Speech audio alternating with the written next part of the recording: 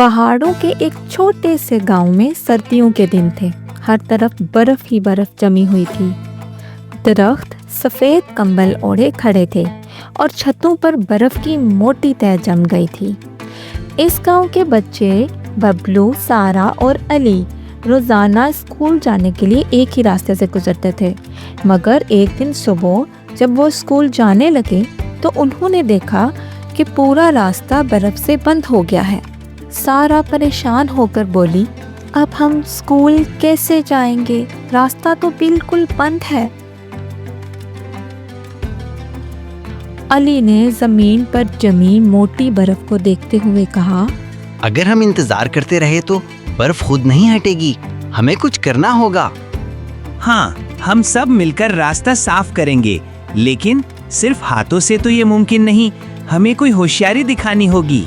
तीनों बच्चे दौड़कर अपने घरों से बेलचे, लकड़ियाँ और पुरानी झाड़ुएं ले आए। उन्होंने बर्फ हटाने की कोशिश शुरू कर दी, लेकिन बर्फ बहुत सख्त जमी हुई थी। तब सारा को नानी की एक बात याद आई। नानी कहती थी, बर्फ पर अगर राख या नमक डाल दो तो वो जल्दी पिघल जाती है। बच्चे खुशी से उछल पड़े। वो सब दौड़कर घरों से पुरानी राख और नमक ले आए।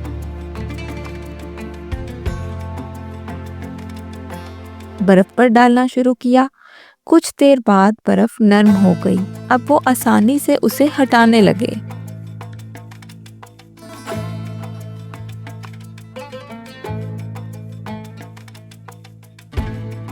कुछ ही घंटों में बच्चों ने मिलजुल कर रास्ता खोल दिया।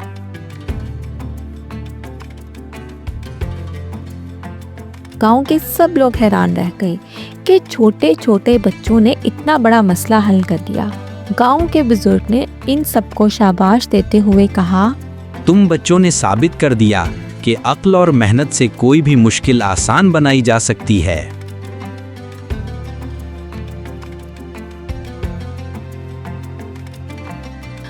बबलू, सारा और अली खुशी खुशी स्कूल की तरफ रवाना हो गए। उनके दिल में ये फख्र था कि उन्होंने ना सिर्फ अपना रास्ता खोला बल्कि पूरे गांव के लिए एक मिसाल कायम की।